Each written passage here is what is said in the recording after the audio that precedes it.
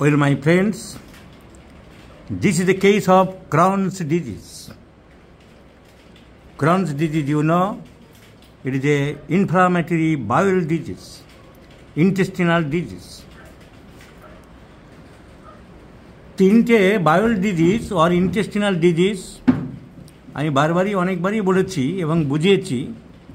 একটা হচ্ছে Crohn's disease, একটা হচ্ছে আইবিএস বলা হয়, ইরিটেবল বাউল সিনড্রোম, আর একটা হচ্ছে আলসারেটিভ কোলাইটিস, আরেকটা হচ্ছে অ্যামিবিয়াসিস বা অ্যামিবিক ডিসেন্ট্রি। চারটে বলা যেতে পারে।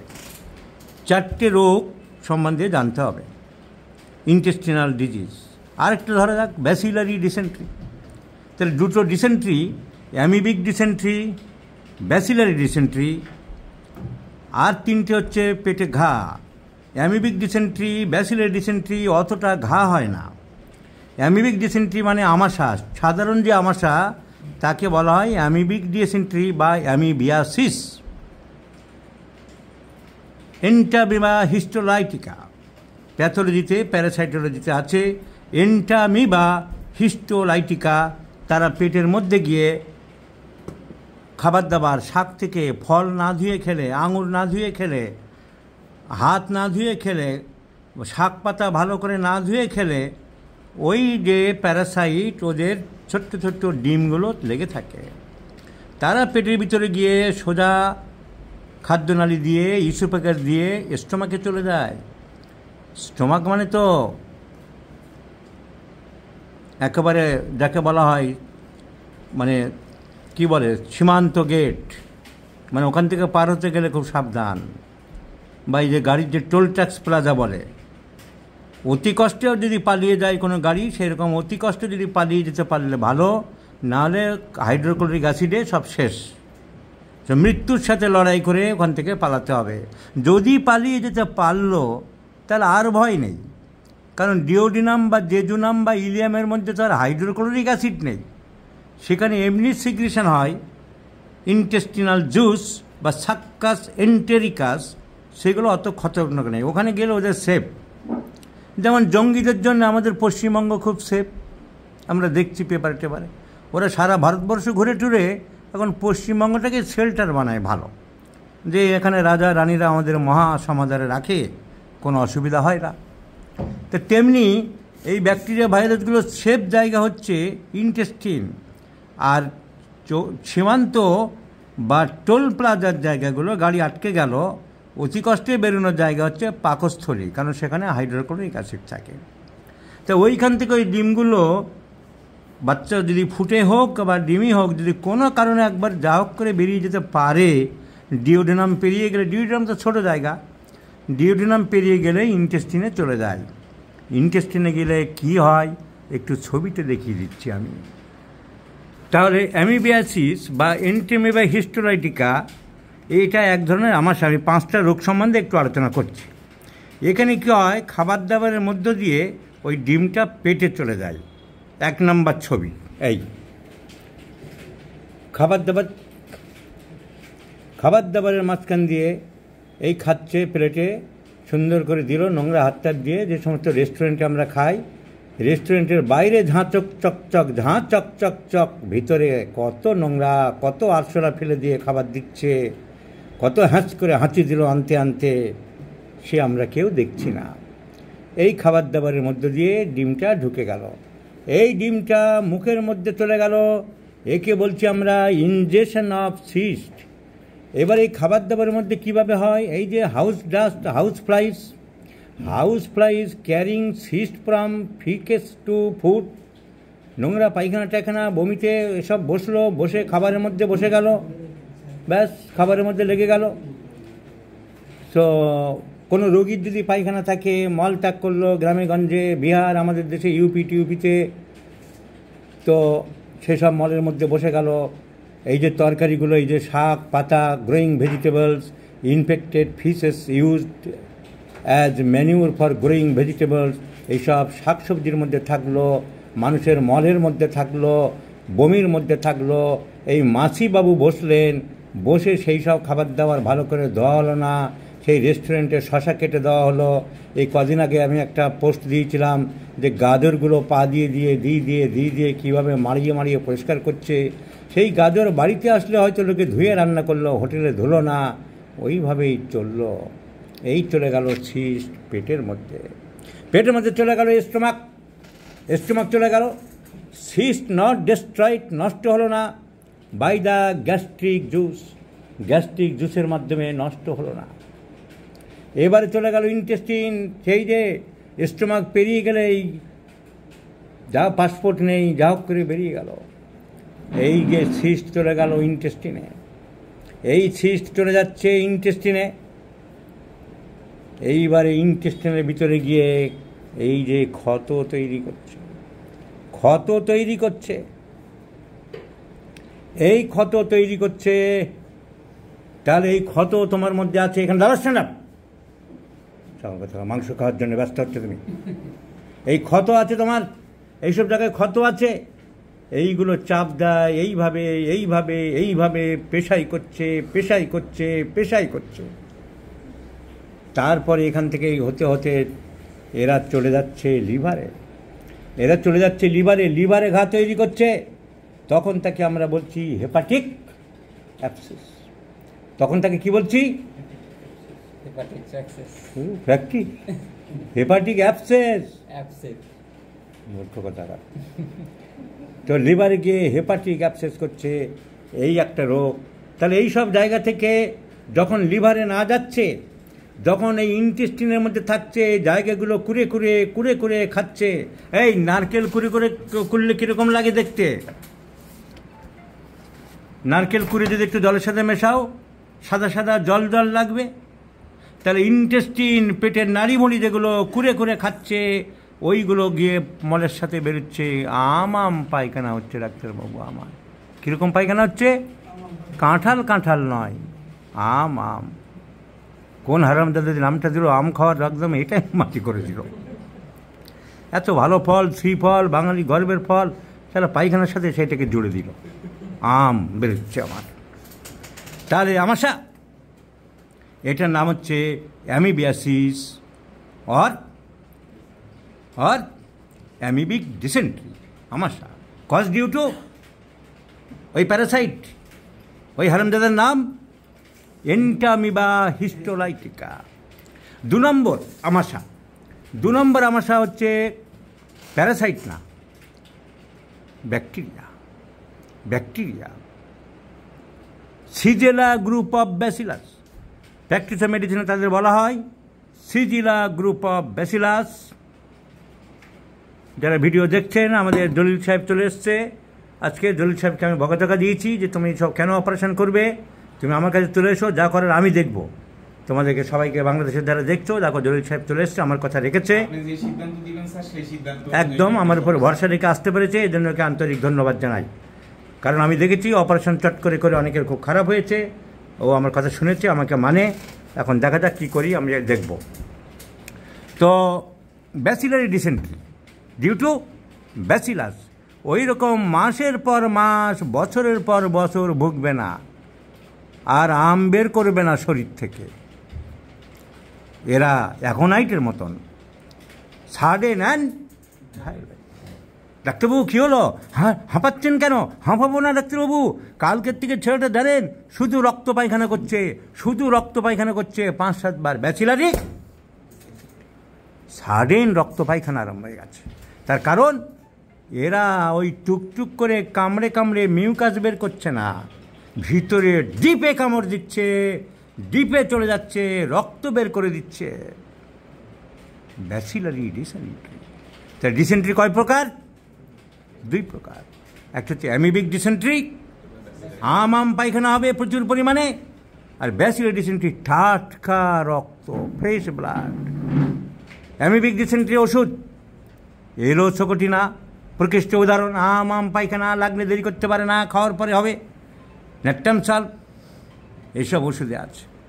ব্যাসিলারি ডিসেন্ট্রি মার্কসল, আরে টাটকা রক্ত, ট্রম্বিডিয়াম।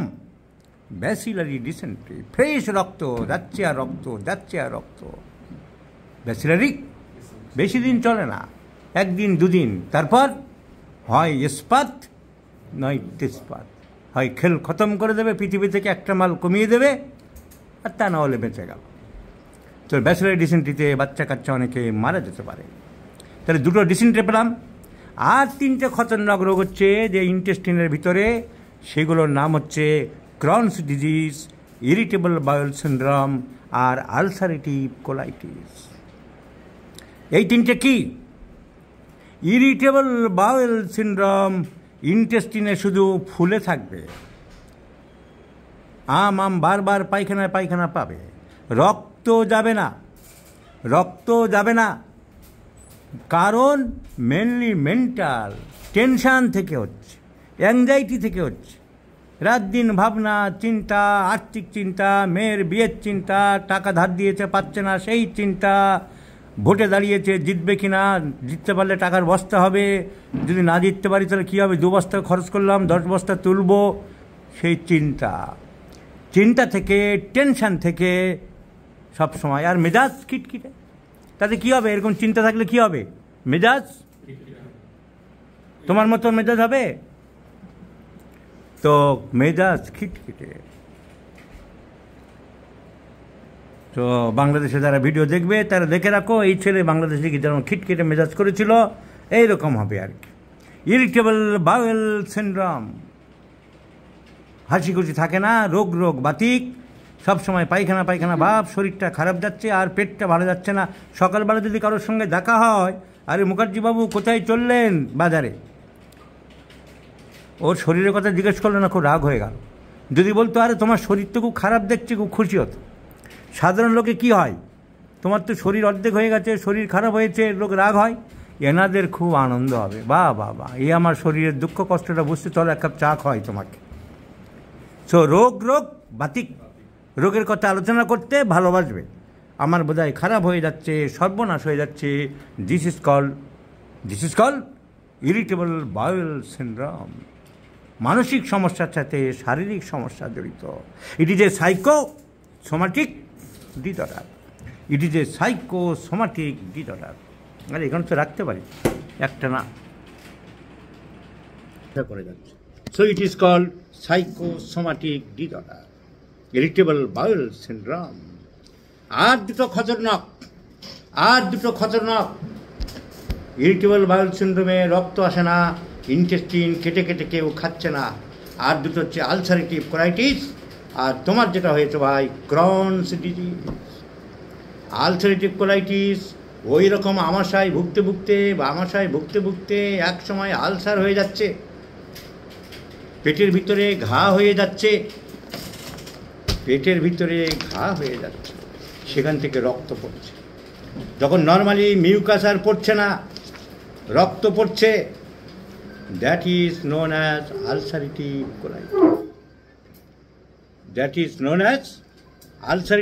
কোলাইটিস।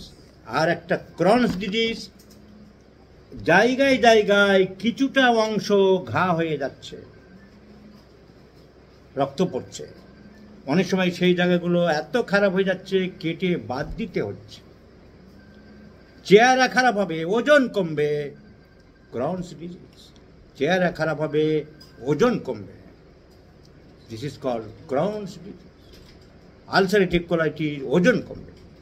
ক্রনস ডিজিজে রক্ত কম, পেট ব্যথা বেশি। আলসারেটিভ কোলাইটিসে পেট ব্যথা কম, রক্ত যাবে বেশি। দেখিয়ে দেবো দুটো ডিফারেন্স, বই খুলেই দেখিয়ে দিচ্ছি। So this is a picture of ulcerative colitis. Fulminating ulcerative colitis with toxic diarrhea in the 10th verse. This is the place of ulcerative colitis. এরকম অবস্থায় এসে দাঁড়ায় আলসারেটিভ কোলাইটিস।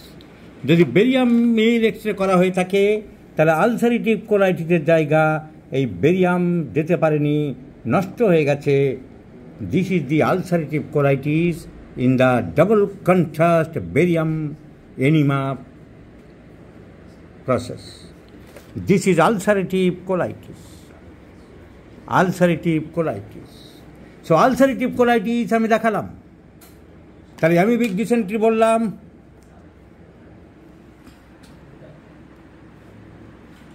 ব্যাসিলারি ডিসেন্ট্রি বললাম, ইরিটেবল বাউল সিন্ড্রোম বললাম, ulcerative colitis বললাম। Ulcerative colitis is a very very destructive disease. The cause is unknown, সঠিক কারণ এখনও জানা যায় না। আলসার হচ্ছে মেবি ফলোড বাই অ্যামিবিয়াসিস, কিন্তু দিস ইজ প্রবাবলি বলা হচ্ছে মডার্ন থিওরিতে প্রবাবলি এ জেনেটিক কন্ট্রিবিউশন ধরা হয়ে থাকে। So ulcerative colitis, in 95% cases the disease starts in the rectum and spreads proximally, rectum থেকে উপরের দিকে ওঠে। So ulcerative colitis, the main symptom is bloody diarrhea. The main symptom is bloody diarrhea and rectal mucus. আমরা অ্যান্টিমিউকোডে পড়ি যে piles না, কিন্তু মলদার দিয়ে রেকটাম দিয়ে চুয়ে চুয়ে রস পড়ে। What is that? A kind of discharge of mucus comes through per anus, either blood stained or purulent or mucoid. So this is the early symptom, only mucus discharge or bloody stool.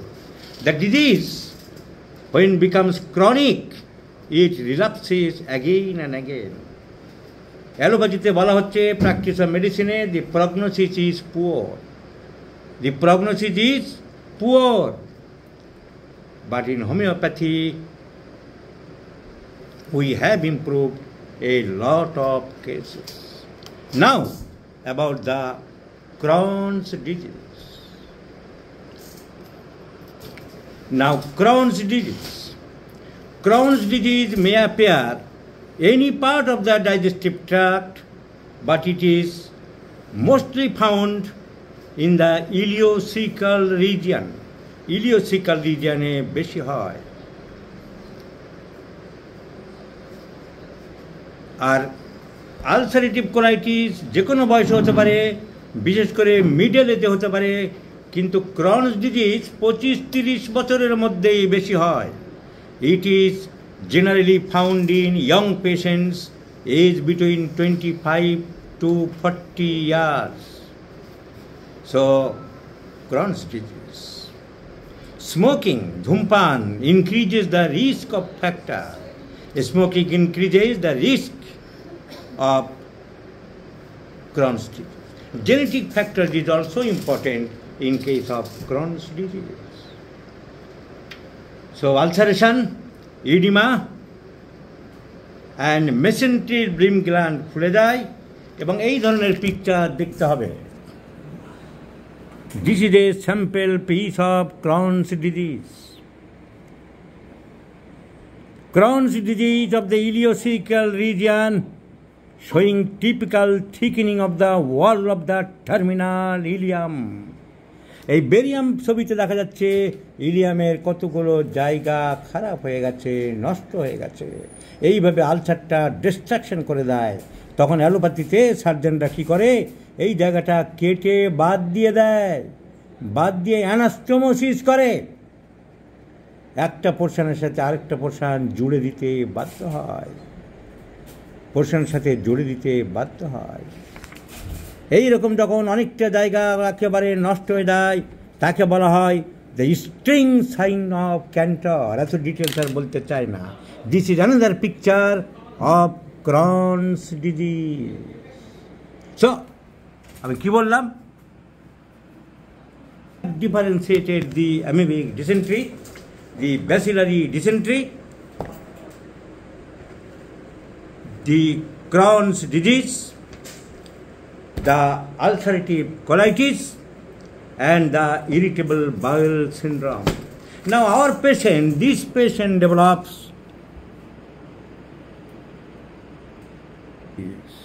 Crohn's disease, age about 45 years, suffering for last 10 years, last 10 বছর ধরে Crohn's disease ভুগছে।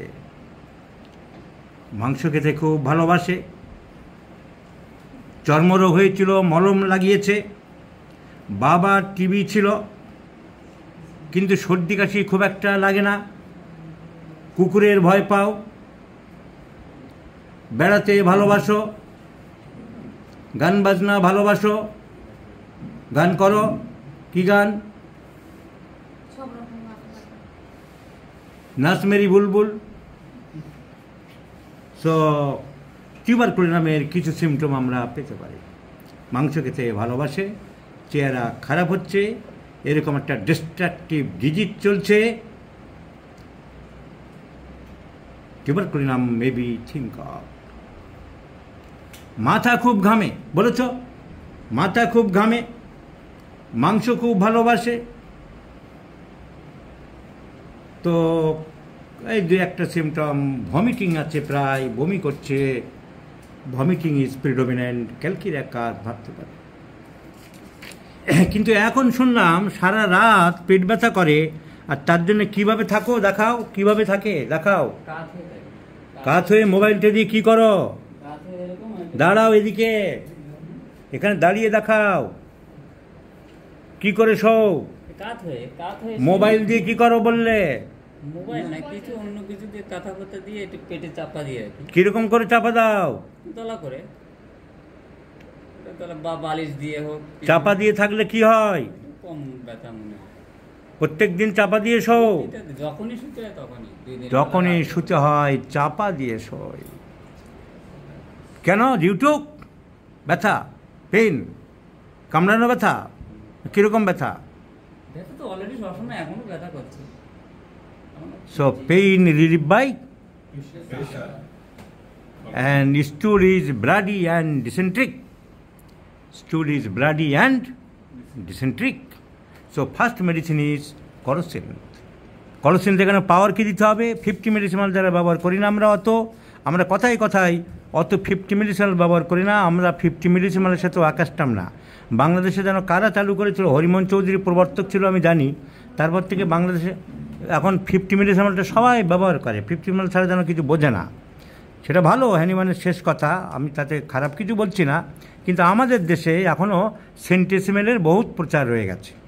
আমরা সেন্টিসিমেল বা শততমিক প্রচুর ব্যবহার করি। তার সুবিধা আছে অনেক। এক নম্বর সুবিধা, এক গাদা ওষুধ তুলতে হয় না। 30 পরে 200, একটা ওষুধের 30, 200, 1M, 3টে পোটেন্সি রাখলে আমি অনেক দিন কাজ করতে পারছি। একটা দিয়ে 1 মাস ওয়েট করতে পারছি। সেখানে 1, 2, 3, 4 করে হয়তো কলোসিন 10টা তুলতে হতো। 2 নম্বর সুবিধা কি আছে? 2 নম্বর সুবিধা হচ্ছে যে অথেন্টিক কোম্পানি থেকে আমরা 30, 200, 1M পেতে পারি। কিন্তু 50 মিলিসিমাল যে প্রসেস যেভাবে হ্যানিম্যান বলে গেছে, অথেন্টিক কোম্পানি তো সবাই নেই। হ্যাপকো ইজ রিলায়েবল, হ্যাপকো ইজ অথেন্টিক। হ্যাপকোর শুধু আলমারি ধুলো মশার জন্য একটা লোক চাকরি দেওয়া আছে, আর কোথায় আছে? আর কোন কোম্পানিতে আছে? একটা লোক, ওদের দোতলার অফিসে গেলে দেখা যাবে একটা লোকের কাজ হচ্ছে শুধু আলমারির কাঁচ মোছা, তার জন্য সারা মাসে সে বেতন পাবে। একটা লোক কাজ হচ্ছে শুধু চেকড অ্যান্ড ভেরিফাইড বাই। একটা অর্ডার দেওয়া হলো, সেই অর্ডারটাকে ধরে ওষুধটাকে বের করবে একজন, বের করে গ্লোবিউলসে দিলে গ্লোবিউলসের শিশি, কিংবা যদি এমনি খালি শিশিতে লিকুইড ঢালতে হবে, দুটো বের করে রাখবে একজন, আর একজন এসে চেক করবে যে ঠিক ওষুধ বের করেছি কি না, আমি যে অর্ডার দিয়েছিলাম তার সাথে ঠিক করি না, তাই লেখা থাকবে চেকড বাই, তার নাম লেখা থাকে। তা এতে সিনসিয়ারিটি। আমার এখানে কিছুদিন আগে হ্যাপকোতে চাকরি করতেন ভদ্রলোক, খরচায় থাকে, এখন আমাকে দেখায়, বলো চিনি যখন গ্লোবিউলস তৈরি হচ্ছিল, তখন এক বস্তা গ্লোবিউলসের মধ্যে একটা টিকটিকির ছোট্ট লেস পাওয়া গিয়েছিল। কোত্থেকে পড়েছে কীভাবে? বলো পুরো বস্তা ফেলে দিত। বলল কে করবে? কে করবে? এক বস্তা গ্লোবিউলস, একটা টিকটিকের সামান্য ছোট্ট টুকরো লেস কেটে পড়ে আছে। So Hapco is more reliable. টাকা নিচ্ছে, ঘোরাচ্ছে, আমরা গালিগালাজ করছি, কর্মচারীদের ট্রেনিং দেওয়া আছে যে এইভাবে তোমরা বেশি কিছু কথা বলো না, কিন্তু হ্যাপকো ইজ রিলায়েবল। তো 50 মিলিসিমাল হ্যাপকো ছাড়া আর কাউকে আমরা রিলাই করতে পারি না। সেই জন্য আমরা অন্য 50 মিলিসিমাল ইচ্ছা থাকলেও সব পাওয়া যায় না। আর আমাদের যে শিক্ষা প্রতিষ্ঠানগুলো অনেক আগের থেকেই 1926 সালে তৈরি হয়েছে ডিএনজে হোমিওপ্যাথিক মেডিকেল কলেজ, 1881 সালে তৈরি হয়েছে কলকাতা হোমিওপ্যাথিক মেডিকেল কলেজ, অনেক আগে পিসিএম কলেজও বহু আগে তৈরি হয়েছিল, আগে হেরিং মেডিকেল কলেজ নাম ছিল। তো এইসব আমাদের চিকিৎসকরা অনেক পুরানো দিনের, কেন্ট, বনি হোসেন, ফ্যারিংটন, ডানহাম, তারা তো 1921 সালের আগে 50 মিলিসিমাল আসেনি বাজারে। তাহলে সেই সিস্টেমে চলছিল, সেই ট্র্যাডিশনটা জেনারেশন বাই জেনারেশন রয়ে গেছে, আমাদের মাথার মধ্যে ঢুকে আছে 30-200 1M, তাই আমরা খুব একটা বেশি ব্যবহার করি না। যারা করছে তাদের খারাপ বলছে না, আমরাও অনেক করছি, তো সুবিধাও আছে, কারণ আমি 1, 2, 3, 4 করে পরপর দিতে পারি, প্রত্যেকবার প্লাসিবো দেওয়ার দরকার হয় না অনেক সময়। এখানে যখন কলোসিন 200 দিয়ে ওয়েট করতে হবে, সেখানে কলোসিন 0/1, 0/2 পরপর দিতে পারি, বেনিফিটও আছে। তো যাই হোক, পশ্চিমবঙ্গে বা ভারতবর্ষে সেন্টিসিমেল এখনও বহুল প্রচারিত, ইভেন দ্যান 50 মিলিসিমাল।